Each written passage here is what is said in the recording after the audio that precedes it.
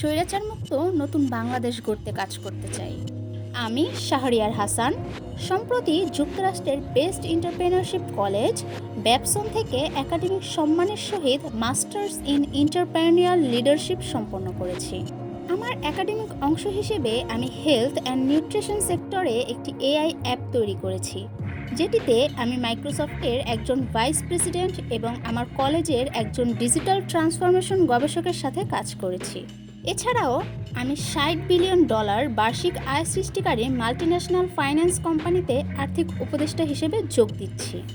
মার্কিন যুক্তরাষ্ট্রে আসার আগে আমি ঢাকা বিশ্ববিদ্যালয়ের ফাইন্যান্স বিভাগ থেকে বিবিএ সম্পন্ন করেছি এবং আমি একজন সার্টিফাইড ম্যানেজমেন্ট অ্যাকাউন্টেন্ট।